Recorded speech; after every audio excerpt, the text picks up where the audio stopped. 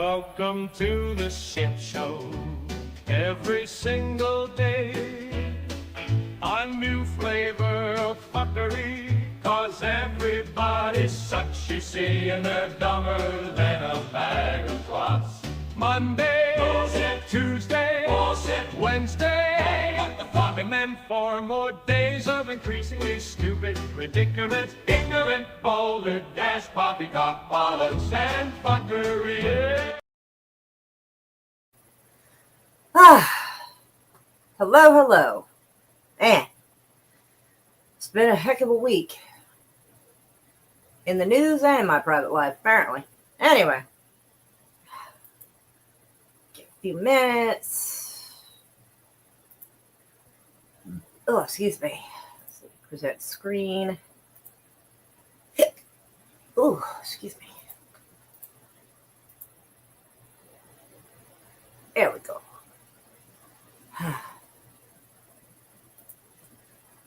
I hope everybody's having a good day today. Yeah, I rescheduled from yesterday because, I was going through some shit. So, I still am, but, I gotta get this over with. I can't just keep rescheduling that shit, you know what I mean? So, let's jump into the headlines and see what silliness is going on in the world now. All right. This one goes, why have 5 been arrested over leaked Hamas documents in Israel? Boy, that's a good question. I'd be curious to find out, so let's do it. Let's see. Well, actually, let me pull up my YouTube on here so I can see the chat while I have this going full screen. So give me a second. Let me try to organize my shit. Dang it. All right, there we go. That way, if anyone says anything, I can address it. All right, it says a fresh political storm has engulfed Israel's Prime Minister Benjamin Netanyahu following the arrest of a number of people in connection with an alleged leak of classified documents from his office. Holy fuck. Oh, hello, Lady Miss. Mwah! So glad you're here. Welcome. The documents in question are alleged to be Hamas military strategy documents found by Israeli military intelligence in Gaza, and subsequently manipulated by suspects within or close to the prime minister. So they're saying that the secret Hamas documents that were found had been manipulated in Benjamin Netanyahu's office or close to it, and his office and the defense establishment. So it makes me wonder, because of Hamas being the bad guys, why would you have to manipulate the documents? It makes you wonder. The documents are then said to have been leaked to a German newspaper called Bild, I guess, or Bild. I don't know, I'm not German. And the UK's Jewish Chronicle. Now, that's somewhat ironic, but okay. Just as a potential ceasefire deal for Gaza was about to happen, which ultimately failed and was being hammered out in September. So I'm not sure exactly what way they were manipulated. I don't know. But the fact that these documents were manipulated by the military intelligence and the defense, their defense department. That's concerning. That's very concerning. And it was happening just as a potential ceasefire was being talked about. So somebody had a reason to do this, obviously, because they didn't want a ceasefire. It is unclear how changes to this document might have been made. However, they are believed to have made it appear that Hamas intended to smuggle Israeli captives held in Gaza to Egypt and then to Iran and Yemen. Now, that I can explain. So if they were trying to make fraud the documents to make it look like Hamas was taking the hostages out of Gaza and then taking them to Egypt, Iran, and Yemen, well, we all know that Israel has been going after Iran and Yemen. So if they had successfully claimed that Israeli hostages ended up in Iran or Yemen, it would give them more of a leg to stand on to bomb these places. They're already attacking, but it would be a full-on invasion at that point. And somebody was trying to doctor the paperwork to give themselves an excuse to invade these countries. And Egypt should be concerned, because Egypt is right next door to Gaza and Israel.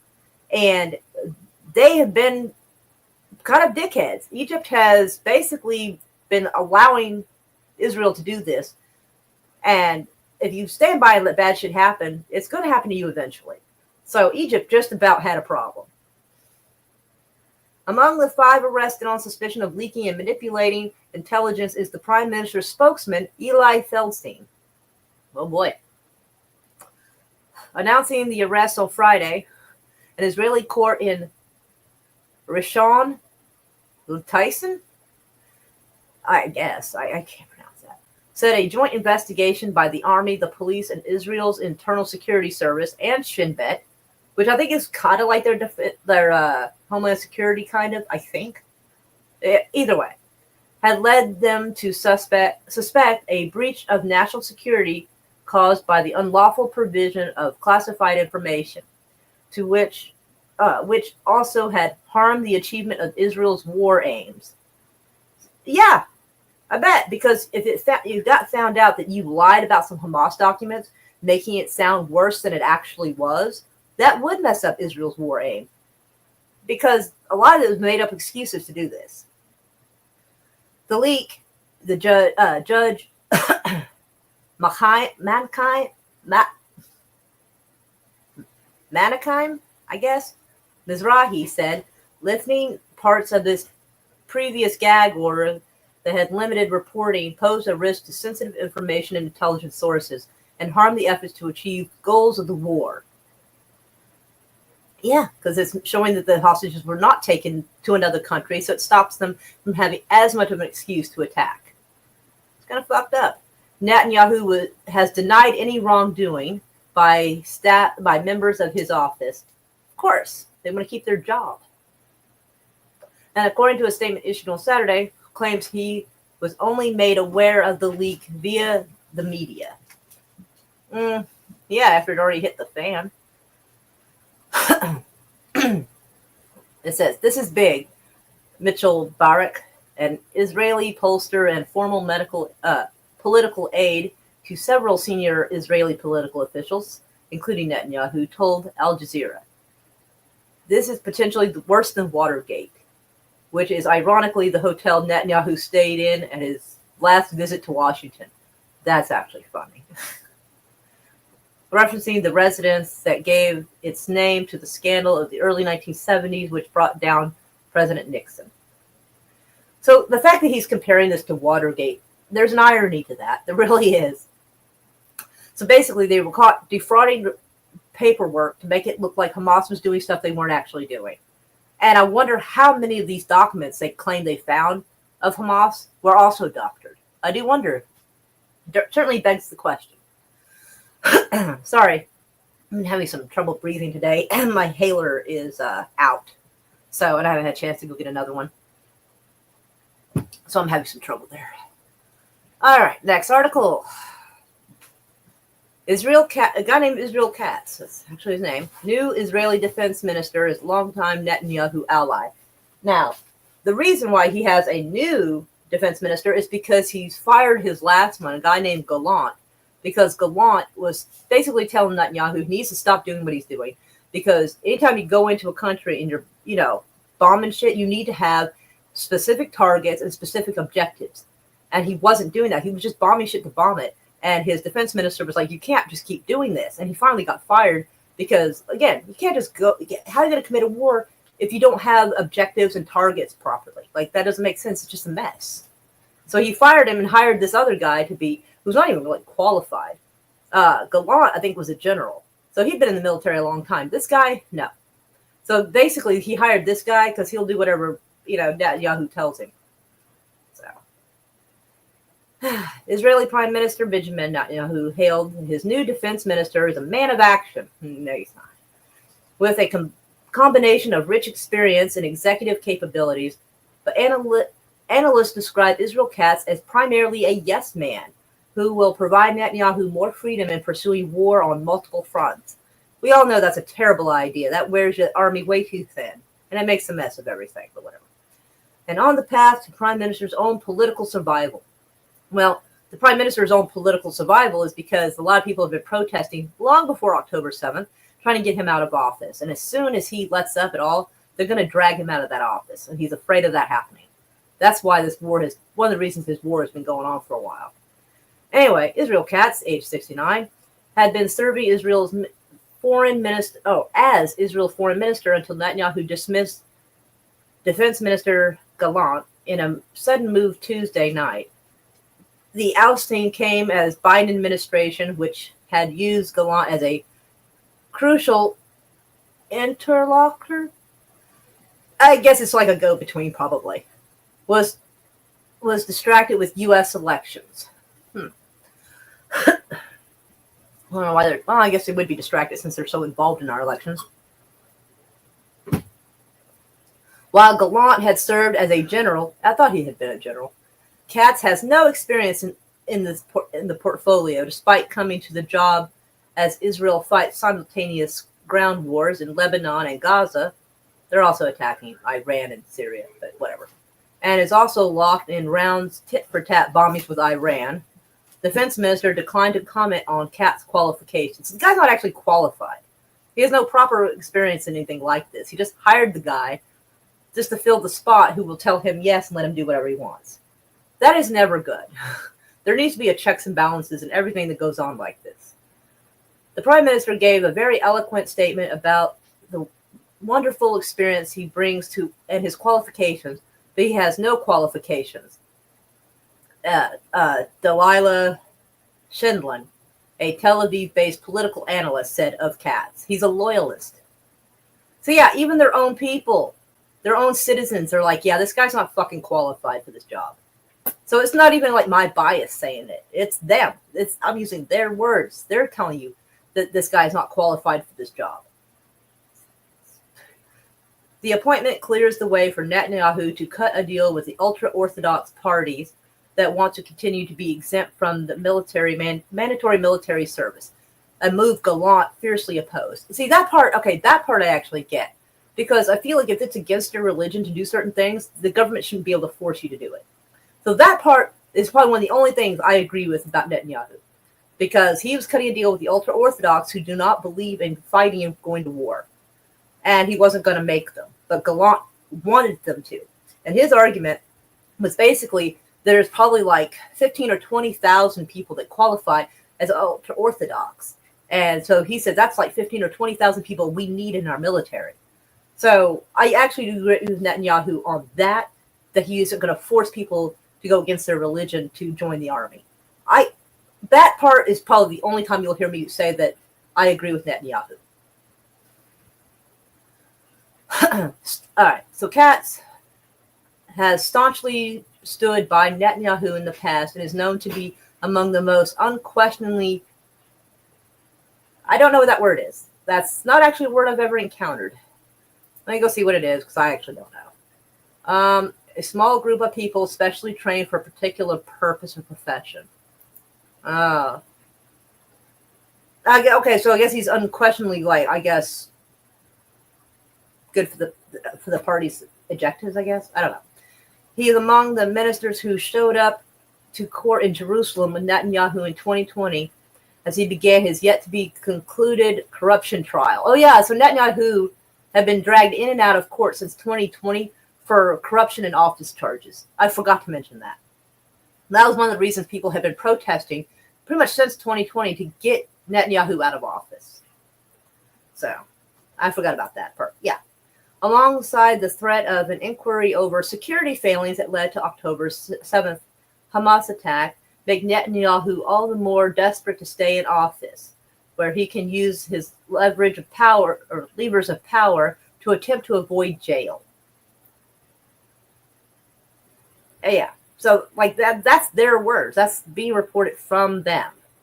So it's not like, oh, she's being an asshole. Like, no, this is their words. This is their words they're saying about this. Let's see. Katz's appointment was taken by some Israeli commentators as further evidence that Netanyahu is willing to put his personal interests above those of Israel's security. Oof. Though Katz is a longtime member of the security cabinet, he lacks any experience in the relative fields. Defense analyst Amos Harel wrote to Haaretz. So this guy is a defense analyst, and this is what he's saying. So I feel like Israel's defense analysts would know better than I do. So this is their words, not mine. What the fuck? Netanyahu wants to turn the security establishment into a group of dismissive garden gnomes. Columnist Ben Caspit wrote in Israel's Marev newspaper. Dismissive garden gnomes. I'm not going to lie, that's actually a hilarious description right there. The only reason for the defense minister's dismissal was to carry out an underhanded political deal that would legitimize Haredi draft dodging, he wrote, using another term for the ultra-Orthodox. So, yeah, so this guy thinks the reason why Old Boy got dismissed was simply because of the ultra-Orthodox thing. But, yeah.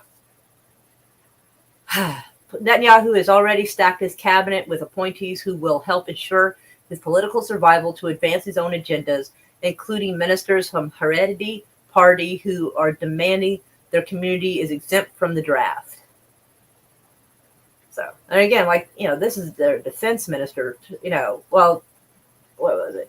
Oh, this guy's a columnist. This is being said by a columnist over there. He also has cemented alliances in recent years with the far-right ultranational settlers Itamar Ben-Gvir. That dude's fucking nuts. And a guy named Bezalel Smotrich. Those two are fucking psychopaths. This particular Ben-Gvir right here, and I say this every time his name comes up, that dude is so fucking unhinged that he was exempt from mandatory military service because he wasn't mentally fit. Or he was psychologically fit for service. Ben-Gvir didn't even have to serve in the military because of that. That's yikes. Anyway, and Smotrich is a fucking little psychopath. Y'all have to Google him later. Like, he's a nutcase. Who now respectively serve as National Security and Finance Minister. That's Smotrich. Smolrich's the Finance Minister. Making him increasingly beholden to their whims. Yeah, so there is a lot. There's a really dangerous echo chamber that's happening over there. It's pretty fucking nuts. Anyway, this article goes on forever. I mean, it goes on for a while, but it gives you the gist of it. Anyway, next article. Netanyahu wanted Trump back, but the Middle East has changed since 2016. A little bit. Israel Prime Minister Netanyahu and his allies celebrate Trump's win, but the stakes in the Middle East are far higher now than during the president-elect's first term. Trump, who has described himself as the most pro-Israel president ever, moved the U.S. embassy to Jerusalem, recognized Israel's sovereignty over the Golan Heights, and oversaw the Abraham Accords in which several Arab states normalized diplomatic relations with Israel. This time, Israel is embroiled in wars on multiple fronts and has needed significant defense help from American forces in thwarting Iranian missiles. The region is teetering on the edge of a broader war that threatens to engulf the entire Middle East and entangle world powers. Definitely the mess. Trump's isolationist and anti-war tendencies signal that he will unlikely continue Biden's administration policy of putting American lives and money on the line. Hallelujah! Please God, I hope. How that will apply to Israel is a risk for Netanyahu, and this Trump administration is unlikely to include his son-in-law Jared Kushner, who steered Middle East policies in Israel's favor. Yeah, look up Jared Kushner, you'll see why he did that. From 2017 to 2021. Add that the residual anger from the president-elect toward Netanyahu for being the first foreign leader to congratulate President Biden on his 2020 win. And it comes far less clear what the administration's posture will be toward the prime minister and Israel. Netanyahu congratulated Biden when there was still question on whether or not Trump had lost or won. So they're thinking that might play a part in it. This won't be a repeat of 2016, says Shmuel Rosner, a senior fellow at the Jerusalem-based Jewish People's Policy Institute. That's a long fucking title. He might be willing to let Israel unleash its full power on its enemies in a short term. In the long term, he is more isolationist candidate and president. Yeah, they've already killed so many people. If they unleash their full power, it's going to be really bad. like, it's going to come back to roost. I promise.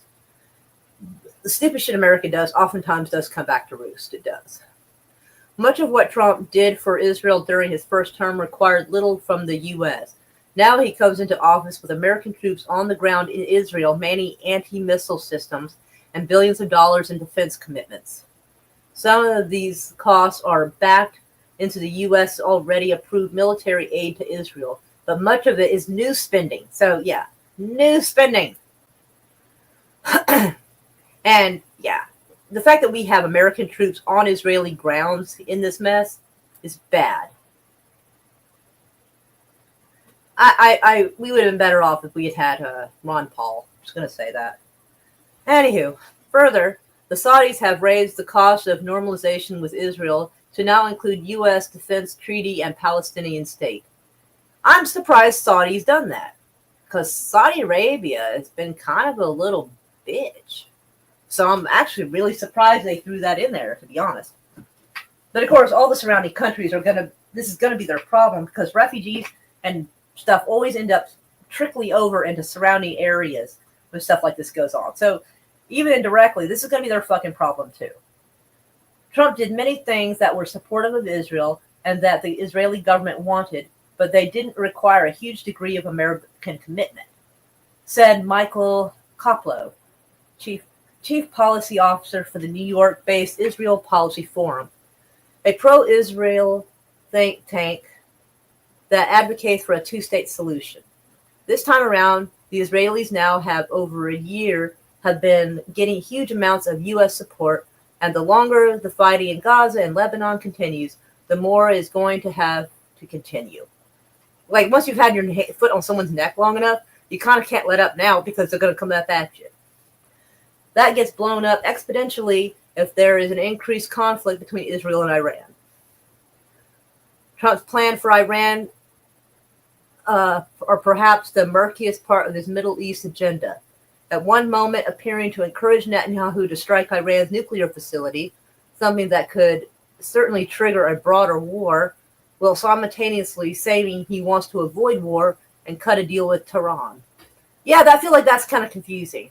I really feel like Trump should be more upfront with what he has in mind.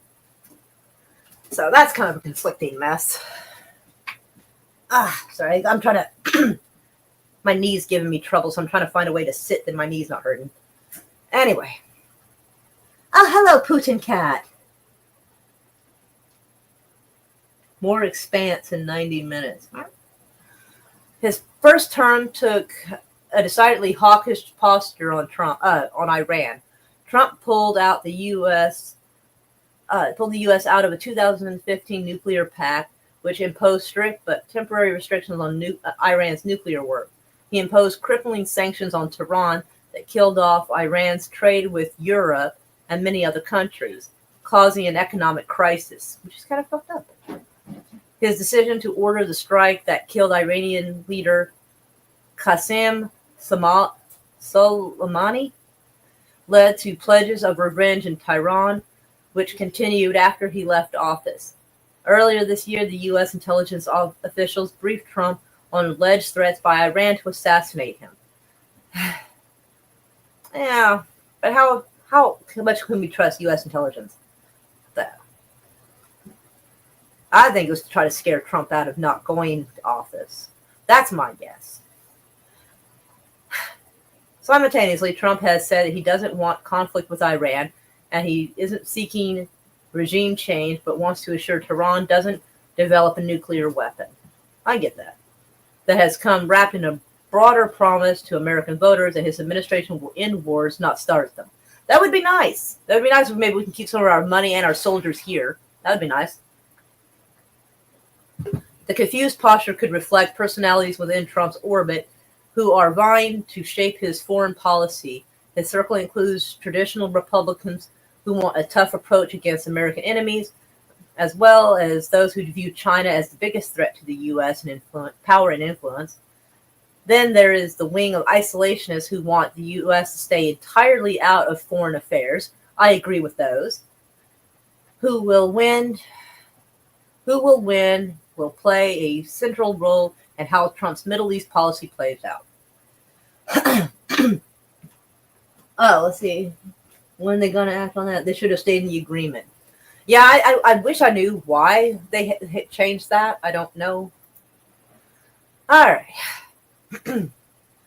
So, next article. Germany arrests suspected members of a neo-Nazi group plotting a revolt. Wow. Damn. Let's see. German police have arrested 8 suspected members of a neo-Nazi militant group driven by racist ideology and conspiracy theories who had been training in warfare for the downfall of modern German state. I'm not going to lie, like, so far you haven't lost me because we're all a little worried about our fucking society breaking down. So let's see what else they say. News of an arrest came amid 450 strong police operation to dismantle the group. Damn. So they arrested 8 people, but they had 450 police involved for 8 people? Jesus Christ. Let's see. It's a dismantle a group named by prosecutors as Saxony Separatists, I guess, which is abbreviated SS, of fucking course, the same as the Yahtzee Party elite militia. It certainly does look bad. Our security authorities have thus thwarted at the early stage a militant coup planned by right-wing terrorists who were longing for day X to attack people in our state with armed force. I wonder if they're actually like neo-Nazi or if they're just like when they have people here who are preppers and isolationists and they get lumped in as neo-Nazis and homegrown terrorists. I don't know. That is something to consider. Anyway, media reports linked one of the suspects to a nationalist alternative for Germany, which commands as much as 18% support in the national polls, behind only the center-right opposition, although the party itself insisted it had nothing to do with such a group. This would be the second coup plot uncovered by Germany in recent years. In 2022, authorities exposed the Reichsbürger movement, led by a would-be prince with ambitions to overthrow the state and install a caretaker government, in a case that shocked Germany with its detailed networking and planning. So somebody thought they were going to be the Prince of Germany? Okay. Well, you got goals, aim high. The group targeted in Tuesday's operation was formed no later than November of 2020. The federal prosecutor's office said in a statement. It is a militant group of 15 to 20 individuals whose ideology is characterized by racist, anti-Semitic, and partially apocalyptic ideas. Convinced that Germany is nearing collapse, with the fall of the government prophesied for the determined Day X, the group had been training to use force to establish a new system in the country's east inspired by Nazism, according to investigators. Okay, I think a lot of people have been worried that their society is going to collapse and have trained for it. This does sound kind of wild. And honestly, they think almost everything's anti-Semitic now, so I don't know. But it does sound kind of crazy that they had somebody who thought they were going to be the Prince of Germany. That's kind of fucking wild, I'm not going to lie. That's a little out there, but just some facts. Iran is 2.5 times and 2 times the pollution of Iraq. There's also lots of mountains to hide stuff. Anti-air and other tech is up to date. Internet says 3.72 is the size of... it's almost 4 times the size of Iraq. Okay. Right on. Convinced that Germany is nearing collapse. Actually, yeah. I've seen a lot of videos of people posting, showing immigration issues, violence, stuff going on in Germany. So, they may have reason to think that they're near a societal collapse. It's quite possible. So I'm not saying this group is right, but they could be right about this. If necessary, unwanted groups of people are supposed to be removed from the area by means of ethnic cleansing. Well, Germany shouldn't get to talk on this. Okay? Because not only have they been known for their own ethnic cleansing before, but like right now, they're literally supporting a country that is doing ethnic cleansing. So I think Germany should sit down and shut the fuck up for once. I really think so. Because they don't get to sit here and act incensed like, oh no, ethnic cleansing. Y'all fucking have been helping do it. And the reason why it looks like ethnic cleansing in this case is because I think a lot of people, and they may not have sent their best and brightest from like the Middle East over to Germany, and they're not acclimating very well. So it's a sticky spot to be in, but as far as I know, there's a lot of immigration issues going on in Germany. So these people may have a reason why they feel this way. Even if their approach may not be good, I don't know. The suspected ringleader and founding member, identified as by German and Polish authorities as a 23-year-old Georg S., was captured by the Polish border town of Zolorek, I guess? We'll go call it Zolorek, because I don't know what else to call it. The other 7 were arrested in Eastern Germany, in and around the city of Leipzig and Dresden. Now, those towns I've heard of. And the town of Meissen, I guess.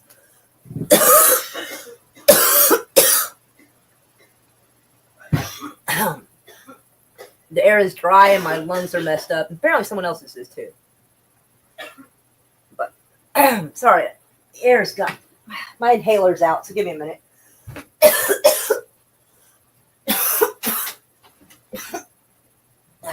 My inhaler has been out for a couple of days and I haven't got another one, so I'm having a little bit of trouble.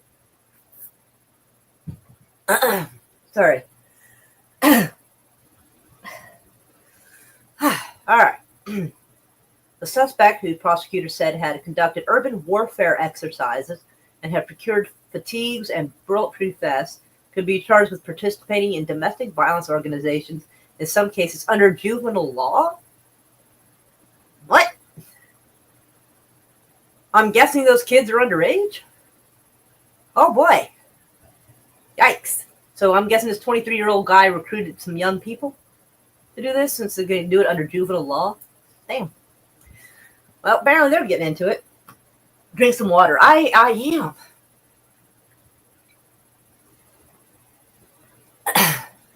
I've been drinking out of my little sippy cup, Stanley cup looking thing. But man, it's giving me some trouble. Oof. Hold on.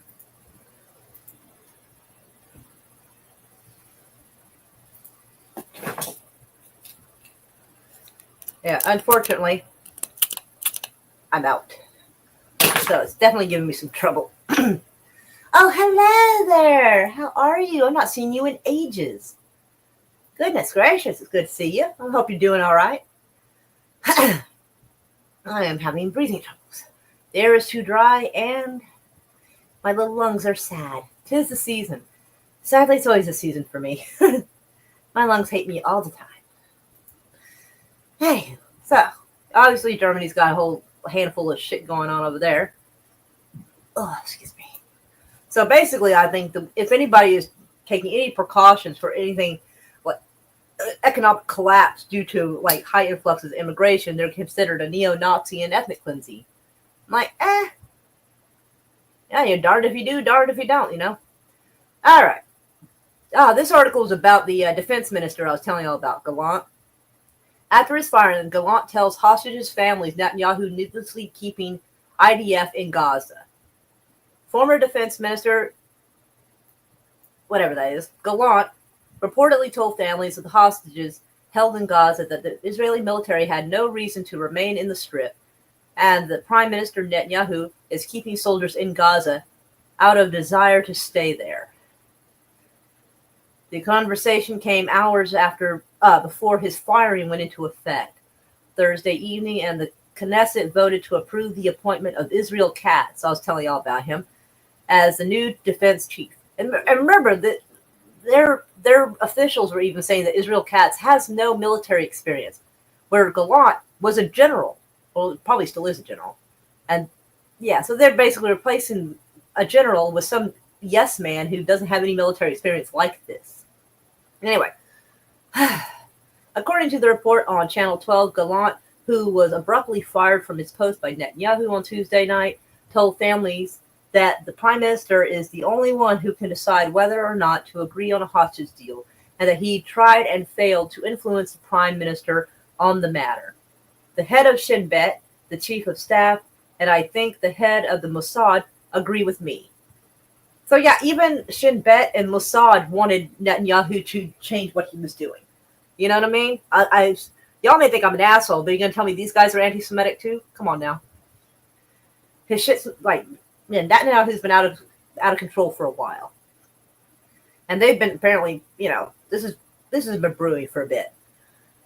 Gallant explained that he told Netanyahu that the conditions were right for a deal in July, and that he and the prime minister have been in conflict about the parameters for a proposal ever since. The ousted defense chief said that he and the IDF chief, Herzi Halavi, were both skeptical of claims that there were security and diplomatic justification for leaving troops in the Gaza Strip. I can tell you that there was not security concerns. The IDF chief said that there is no security reason for remaining in the Philadelphia corridor. He reportedly said, referring to the strip of land in Gaza that runs along the border with Egypt, which Netanyahu has championed as one of their key strategic gains in the war. So Mossad, their IDF chief, and a bunch of other people are saying this. There's no reason for our soldiers to be here and this to continue. You see what I'm saying? Netanyahu is just afraid of being taken out of office. He wants to stay there as long as he keeps this war going, he can. And he doesn't care who it kills. Netanyahu said that it was a diplomatic consideration. I am telling you that there is no diplomatic consideration, he added, according to the TV report, which was based on accounts from the families who attended the meeting. Other Hebrew media outlets published similar accounts of the meeting and Gallant's comments. There is nothing left in Gaza to do. The major achievements have been achieved, he said, quoted saying, I fear that we are staying there just because there is a desire to stay there, he added, potentially referring to Netanyahu's stated insistence on absolute victory over Hamas and possibly to far-right calls to occupy the Strip and create Israel settlements. So, even the people he's working with are saying this. Gallant also said that the idea that Israel must remain in Gaza to create stability was an inappropriate idea to risk soldiers' lives over. I agree. I agree with General Gallant on this. It is a terrible idea. Hello, Canada RV. How are you? Is this channel normal tonight? In what way? Because we either watch movies or I bitch about headlines. That is our normal. How you doing, Canada RV? Glad to see you here. Oh, Lord Haster. Hey, I'm sorry I didn't see you. How are you doing, sugar? I'm so glad to have y'all here. It's always good to see y'all. I always feel warm and fuzzy when y'all show up. As for the day after the war, Gallant explained to the hostages' family that he believed it would be bad for Israel to rule Gaza, and that Israel has to establish a governing body that is neither Hamas nor Israel, because otherwise we will pay a heavy price. See, obviously, this is why Gallant got fired, because he's not crazy. Gallant is looking at this realistically. He's even saying that we don't need to be governing them. We need to find somebody else to do it, a third party. Well, fuck, yeah. He's saying a third party, we should not do it. No wonder he got fired. If this doesn't happen, he reportedly said the process will continue and will endanger more soldiers if it leads to Israel protractively remaining in Gaza. He is correct. I really believe he is absolutely correct in this. Who are you calling children with the same age? When I say, hey, kids, I mean that in a nice way. It's a term of endearment. It's like calling someone little, like, hey, how's my little buddy doing? Well, actually, no, that does sound kind of condescending. Well, you say to someone like, "Oh, you are a darling little thing. I love you." It's meant as a term of endearment. Anyway, so yeah, I'm actually glad that General Gallant's come out and said this, because honestly, I was hoping somebody in there would show some common sense, because they have been going completely nuts unchecked. So apparently, behind the scenes, they've actually been trying to get Netanyahu to calm the fuck down, and he won't. So now he's firing anybody who doesn't agree with him. So the next time I hear people going, "Oh, Israel, the only democracy in the Middle East," like, yeah, no. Let's go back to zero democracy in the Middle East. Because if he doesn't like somebody, he just fires them and continues doing whatever he wants to do. Even the people who are voting and protesting for him to stop, he won't listen to his people. There's no fucking democracy there. And now, he's been warned that this process is putting Israelis in danger, and he's continued to do it anyway. So he doesn't care about his people. He doesn't care about anything but himself. The guy's a piece of shit. All right, next article, kids. Ho ho ho ho. Fuck me, I couldn't wait. I saw this and I'm like, we gotta do this. So, yeah.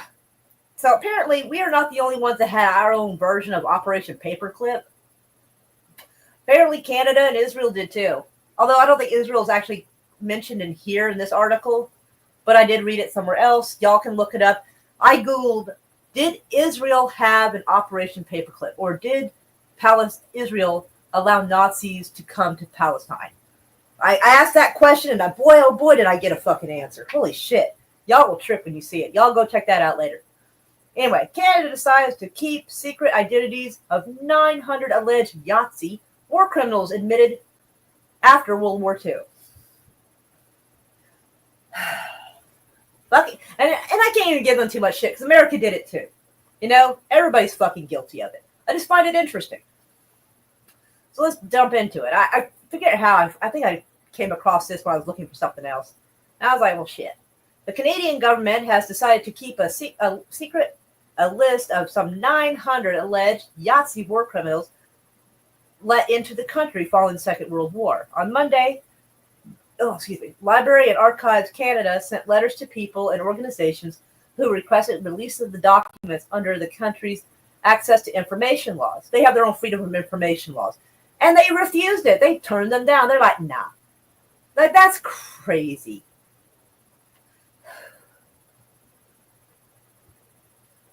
Yeah. Which is wild, because they're dead now. Like, most likely all of those Yahtzees are dead. So, like, why would you keep it a secret? I'm curious. I am. Because, any of them that were old enough to do, like, Yahtzee war crimes in the first place, they would have had to have been born. Yeah, they'd have to be. They're not going to find anyone 90 or less, 90 years old or less, alive that had anything to do with it. Not really. So they've all died out. So I don't know what they're keeping secret. I really don't. For decades, Jewish groups have called for the release of the second part of the Commission report, the result of near 2-year inquiry conducted in mid-1980s. Okay, back then they were probably alive. And the studies claimed that Canada had been a safe haven for the Yahtzees. Woo! All right, so in the mid-1980s, a lot of those criminals could have still been alive, but they're not alive now, so I don't know why they're not releasing it now. The first part of the report, which determined that alleged Yahtzee war criminals were indeed admitted and then residing in the country, was released to the public in 1986.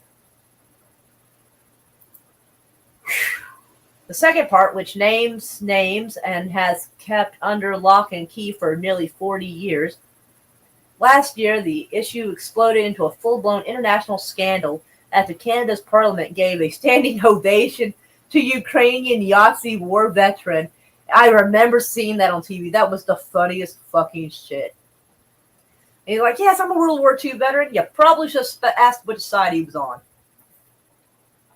That's fucking hilarious. I'm sorry, but damn it. I guess he might have been just a veteran, and not everybody necessarily committed war crimes. So, but still, god damn it.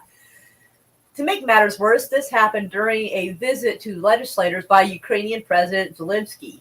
That does make it better. It actually makes it a little bit funnier. It really does, because it's one of his Yahtzee war veterans who was unaware that the 98-year-old man he had been invited to applaud for and introduced as a hero, had fought against the Russians, served in Galicia Division in the infantry unit of the Waffen-SS. Can you imagine fucking up that bad in front of people? Oh my god. Oh, that's so funny. I'm sorry, but goddamn. Damn it. Nobody does background checks on these fucking people. God damn it. A significant number of soldiers from the division were comprised largely of Ukrainian volunteers fled to Canada after the war. A handful of them ended up commemorated on the memorials. One monument was to Ukrainian soldiers who served in the SS, was removed from the cemetery outside Toronto earlier this year. God, how long has that been there? I'm sorry. Oh, God, that's funny. In a fallout with the Yahtzee applause scandal, Speaker Anthony Rota resigned and Prime Minister Trudeau apologized to Zelensky, calling the incident deeply embarrassing. I mean, do we expect anything else from fucking Trudeau? But that is funny. That kind of embarrassment amuses me so much. Amid criticism from Jewish groups, Trudeau also said that the government was looking carefully at declassifying records on Yahtzees admitted to Canada. To that end, Library and Archives Canada launched a series of consultations earlier this year about whether to release the second part of the Deschênes report. I'm pronouncing it the best I fucking can. But what I find interesting is he said he was sorry, he apologized, and said that he would see about getting it released. He's prime minister. He should be able to just be like, poof, there it is. It should be fucking done. So why is it not? Unless, of course, we're going to accidentally find out that, like, he's got a relative that's related to one of them or something. That might be embarrassing. And especially now. Most of those SS guys, I mean, you got that veteran that's like 98. Do you think there's a whole bunch of them running around? No. LAC did not consult Holocaust survivors or Holocaust scholars who advocated for its release. Yeah, so they didn't talk to them because, you know, they probably would have been guilted into fucking releasing it. And I think they should release the paperwork. Absolutely they should. I hope these groups really come down on them and just really give them shit. Because you got war criminals running amok and living there. I feel like it should be known to everyone. Polish and Jewish groups, along with the Association of United Ukrainian Canadians, that's a thing, called for the report's release. Other Ukrainian heritage groups, notably the Ukraine Canadian Congress, I can't believe this is a thing, but okay, argued for keeping it secret. Now, see, that's who I would investigate. Why are these guys wanting it hidden? Like, suspicious. Oh, hello, West Kegel. How are you, sugar? Oh, so glad to see you here. On Monday, any hope for a release of the report was dealt a devastating blow. The LAC sent an email, which was obtained by the Daily Beast, to the groups it consulted, informing them that the government had finalized its assessment, with quotes. The email said the government would communicate the outcome of that assessment to people who requested those records today. Which means they're just going to try to outweight them. But it makes me wonder, though, because we're in 2024 now. Most of the people that would be on that list are dead. Now, the only thing that one might worry about is their kids or grandkids could still be alive. Are they worried that something's going to happen to them? Which, I mean, I get that because, you know, their kids and grandkids didn't have nothing to do with it. But what if it's someone that are politicians? Now, that's a possibility. Maybe their kids and grandkids grew up and became politicians there or very powerful people in Canada, and it could wreck their shit if it was found out that their family was war criminals. That's possible. I believe that is the most likely reason that they're not releasing this list. They're hiding the people who are still alive. And they are probably people who have maybe notable influence. So the elite will always protect each other. All right, next article. Now this I thought was interesting. I feel like I'm back in 2012. U.S. military hits record ISIS terrorist eliminations in Iraq and Syria. Okay, so first off, I've already told y'all that I thought ISIS had something to do with Israel being controlled by that. maybe Al Qaeda too, because Al Qaeda has been calling for Hamas to release hostages. That's a very weird thing for Al Qaeda to do, but it's kind of whatever, I guess.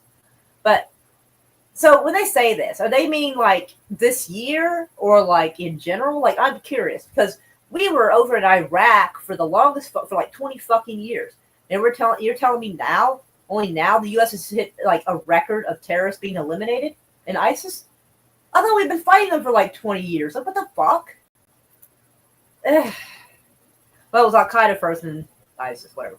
Since late August, U.S. forces in the Middle East have killed 163 ISIS militants and captured 33 during dozens of operations in Iraq and Syria. So, since August. All right. Let me understand this real quick. So, we were in Iraq for like 20 fucking years. In Afghanistan. Oh, my alarm is going off because I'm supposed to be doing a movie. So, I'll do the movie here in a minute. But, so, if the U.S. military hit a record of how many eliminations of ISIS they've done, that means I'm assuming they've killed the most and captured the most they ever have before. They've hit a record. Since August. So what were we doing in Iraq and Afghanistan for 20 fucking years, exactly? That 163 is your fucking best. You had 23 years, 20-something years to do it your personal best. But since August, that's your personal best. I think you wasted 20 years of everybody's fucking life here. You captured 33. This is the best you did, and you had 20 years to do it? Nah. Get out of here with that. Nah.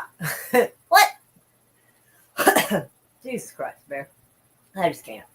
All right, so 163 ISIS militants and killed and captured 33 of them during dozens of operations in Iraq and Syria. More than 95 operations named to defeat ISIS have been conducted since August 29th, some of which involve strikes in Syria, which ironically Israel's doing too, supposedly chasing Hamas, but whatever. As a result, 163 terrorists have been killed, 33 captured. So they feel like they had to repeat that. And yeah, the fact you're that proud that you repeated it twice, but this is the best you've done, but you didn't do this good in the whole 20 years you've been after them? I swear to God, it's almost too much internet for me today. Jesus Christ. You know how many people have like buried their family members with flag-draped coffins in this 20-year conflict with Iraq, and now they're saying, oh, well, now this is our personal best? 163 people, like ISIS guys dead, is your personal best? I can't. I just can't with them. Fuck these people. Fuck them right in their ear. Fuck U.S. Command. Fuck, who else is there? General Michael Eric Krula, U.S. Central Command. Yeah, fuck him. Yeah, fuck all these people. You're telling me that's the best you could do? And you've done that since August. You know what? Fuck them. Oh, this shit. Let's spice it up a little. So Kim Kardashian gives Princess Diana's famed crucifix necklace its first public outing. Because all the great things Princess Diana has ever done, I'm sure she would be glad that her necklace was between the cleavage of an Armenian streetwalker who got famous. Fucking terrific. Poor Princess Diana. She's probably rolling over her grave, this silly Look at this. That is not how you treat a crucifix. Look at this. I'm surprised it's not burning a hole through her chest, the succubus that she is. Jesus fucking biscuits. Ugh. God almighty. This is not how we should remember Princess Diana. That woman was a fucking saint. Good Lord. I just wanted to share that with you real quick. Next. Oh, hello there. I locked myself out of my house. What? Raquel! How did you lock yourself out of your house? That's the first time I'm getting something. Oh, a package late at night. Girl, how'd you lock yourself outside? My door doesn't lock unless I turn the thing and lock it. Well, I'm glad you got back inside. But good gracious, girl. I love you, but dang. All right. I found this was interesting. So, archaeologists found massive 3,000-year-old biblical structure in Jerusalem. See, I looked at that, and I've been thinking about how Jerusalem and everything else is getting bombed left and right. Like, they're sending bombs, shit's getting blown up, shit's getting torn up everywhere. And I find it interesting that they're somehow managing to do archaeological unearthings in a war zone. Because if I'm in a war zone, I'm really not thinking about, setting up little stakes and a little tape around it and getting my little brush out to like dust off artifacts. What? But I'm wondering if maybe part of the reason why they're tearing up the landscape everywhere, one of them, the reason is to try to find archaeological things to use and control narratives. Like if they, let's say if they found something that was like 5,000 years old that would show that the Arabs were there instead, they wouldn't want anybody finding that, right? You want to find stuff that proves your narrative. It doesn't show that, you don't want something that shows that y'all lived together before. No, you want to find stuff that shows you were there and not someone else. So that's one of the first things I thought of, is that a lot of this areas are getting torn up, and they're doing it so they can do mass excavations of things. I wonder, just to add a little Indiana Jones, panache to this fucking mess, what if they are partially, because there's other reasons too, but what if they are partially tearing up this area because they are looking for the Ark of the Covenant? I feel like we got to throw some conspiracy theory out there, so let's do it. Because I ran into something like I was looking at a website that sells really old books, because I like window shopping, trying to find shit that's like 500 years old. And I came across a book that mentioned the Ark of the Covenant being in Israel 500 years ago. It was like 1564 or something. That was the year. I think it was a slight mention of it, because I was looking through trying to see what condition the pages were in case I wanted to get this book, which I can't afford. Turns out it's expensive. But I was looking at it, and I was using my little Google Lens thing to like translate, because 500 years ago, their language wasn't like we have English today, So I was looking at it, and it was in Latin, which, usually stays about the same. Anyway, but it mentions slightly the Holy Ark. It was referred to as the Holy Ark in this book. And I thought, fuck, I think I know what that is. And it was mentioned to be in Israel. So what if it never left that area? Or what if because 500 years ago, the country boundaries were different. So what if it's in the Palestine area, and they're tearing up the whole fucking place to not only get rid of the Palestinians, ethnically cleanse it, but they're also looking for the Ark of the Covenant that might be under that area. I'm just saying, that's an interesting theory.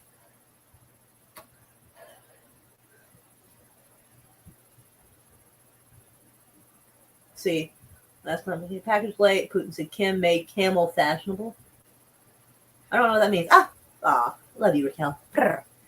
But yeah, I just thought it was interesting, because think about this. Like I said, this is Jerusalem. Let's pull it. I mean, some people may not know where Jerusalem is. Let's. I'm actually bad at spelling, but I'll try to pull it up.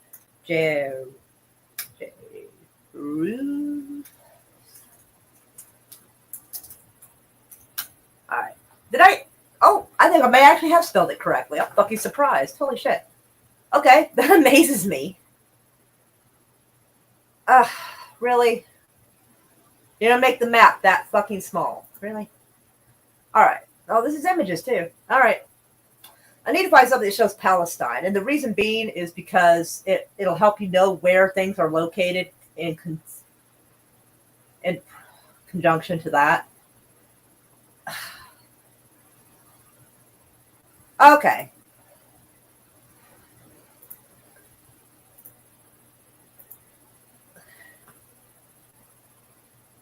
Oh, for fuck's sake. Can I not just get a straight answer and a straight map from somebody on this? Really? It's like they do this on fucking purpose, I swear to God. I'm trying to figure out where I can show you this. That's eBay. I don't necessarily want eBay. They sell maps. I'm trying to find something. Fuck's sake. Yes, I know that's Palestine and neighboring countries. But you know what? This Bing is really bad about being able to let me see results properly. All right. If you can see it, and I don't know if you can. Oh, wait. This actually might help. Okay, fantastic. All right. So you got the Gaza Strip right here, and the West Bank right here, which is like, because, all right. So back a long time ago, this was Israel, but it was broken up in kingdoms. You had the kingdom of Judea, the kingdom of Levi. You know, you had all these different things. So it wasn't actually called Israel. It was broken up into different kingdoms, basically. But in in the last say 100 something, actually longer than that, but you know, Gaza was actually a little bit bigger, and they got divided. But this area used to be just Palestine. This area here. Now, it is possible anywhere in this could have the Ark of the Covenant. So they've been, you know, Jerusalem's been getting torn up. They hadn't really talked about it much because they told you they were going out to Gaza. They didn't really mention they were also bombing the West Bank. It's because there wasn't really any Hamas in the West Bank, so they just kind of left that detail out. But if they had been tearing up these areas, they could be doing it, trying to find if the Ark of the Covenant was maybe buried in Jerusalem. So if they tore up the places around here, it could be partially to excavate to try to find it. I'm assuming that whoever finds the Ark of the Covenant wins the game, so to speak. I'm assuming so. So that's why I wanted the map, so that way I could kind of show you what I was talking about and where Jerusalem was in comparison to the West Bank. So these areas have been getting absolutely fucked up. And that ruffles up a lot of dirt. But that's my theory on it. So I thought I'd share that tidbit with y'all. So that's why, you know, here we go. That's where we're at. Anyway, so yeah, I'm always interested when I see these.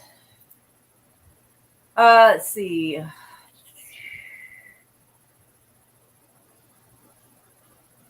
I guess it says a king's palace in biblical era Jerusalem. So let's see if they actually tell me. The moat, it's a moat. Was built, was about 30 feet deep and nearly 100 feet wide, with steep cliffs on either side, making it nearly impossible to traverse.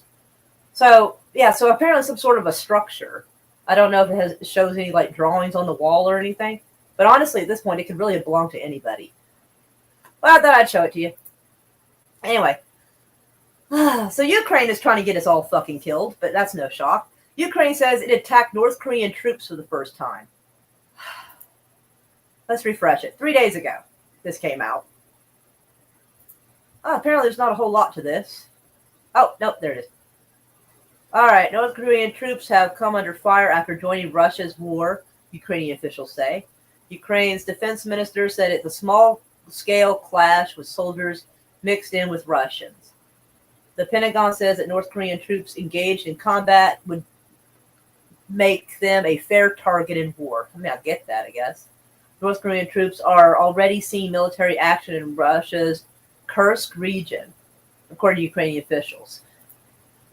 The first Korean troops have already come under fire in Kursk Oblast. I guess it's said by Kalivenko, the head of Ukraine's Center for Countering Disinformation. You know what? I feel like this is a very 1984 thing, that you have like a committee of disinformation. Basically, their job is to control the narrative. But just the fact that you're calling it like the Center for Countering Disinformation has such a 1984 feel to it. I know that's weird. That's my takeaway. But sometimes it's the little things you see that make you go, you know, it's kind of weird. Anyway, Ukraine's defense minister Ermov confirmed the report in an interview with South Korean national broadcast KBS. So I do not know if them hitting North Korean soldiers is going to have any kind of effect, positive or negative. I do not know. But I thought it was a kind of a ooh, and so I thought I'd share it. So next article and last article for the day. IDF says some 20 rockets fired from Lebanon at North Israel. No injuries reported. Now, one of the things I had read about General Gallant and one of his issues with Netanyahu is that he was lying about the amount of damage being sustained in Israel. Because a lot of the times they say that when Lebanon fires a rocket or if Iran fires a rocket, oh, no injuries. Oh, no, it didn't hit anything.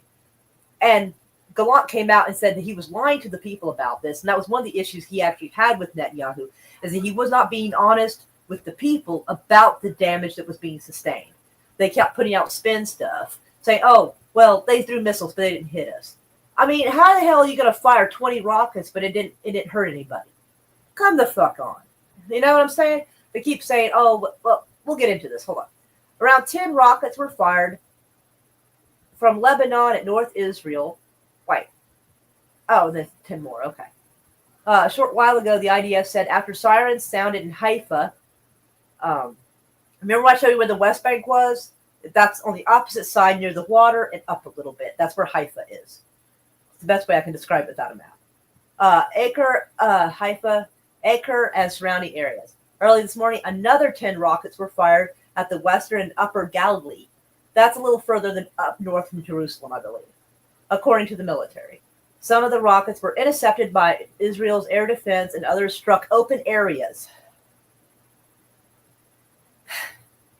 No injuries were reported as a result of rocket fire. So that's what I find interesting. That somehow 20 rockets got sent. Some were intercepted by the air defense thing, but the rest of them just hit open areas. It sounds like they're trying to hide how much damage they're getting.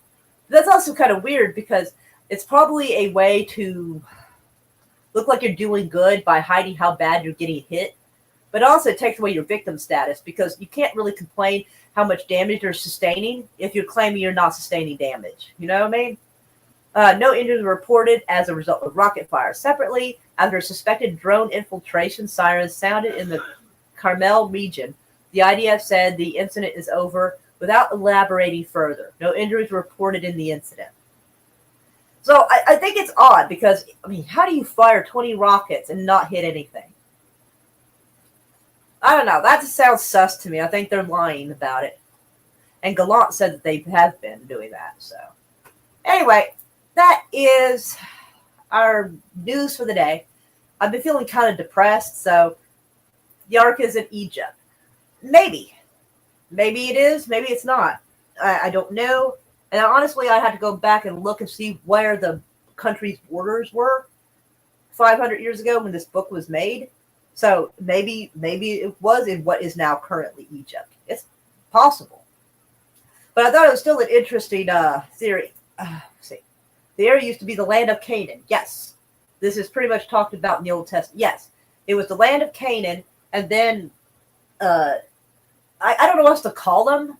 I guess I'll call them Israelites because I don't know what else to call them. Because they came to try to make Israel. But it wasn't technically Israel at that time. So they came to the land of Canaan from the north, I believe the Bible said. And they thought they had the order from God to kill all the residents in Canaan. So, yes, Putin Cat is right. It was the land of Canaan. And then after it was Canaan, it was broken up into, like, I think 5 different areas, like Judea, Levi, Benjamin, maybe? I don't remember. It's been a while. But yes, Putin Cat is right. It was called the Old Testament. I'm sorry. It was called Canaan. I'm an idiot. I'm sorry. I'm tired. Thank you. Thank you, Devil Flyer. You're awesome. Aw, Lady Mist. Hey, Daniel. All right, so I'm going to end the stream, and then I'm going to go get our movie set up, and we are watching a movie called Your Monster. And so we're going to get that set up, and I will start it here in a few minutes, so just keep an eye out for the notification, and I will see y'all in a little bit. Stop in the screen there. And then I will play us our little anthem. Mwah. Welcome to the ship show. Every single day, a new flavor of fuckery. Cause everybody's such, you see, and they're dumber than a bag of clots. Monday, bullshit. Tuesday, bullshit. Wednesday, what the fuck? And then 4 more days of increasingly stupid predicament, ignorant, boulder, dash, poppycock, bollocks, and fuckery.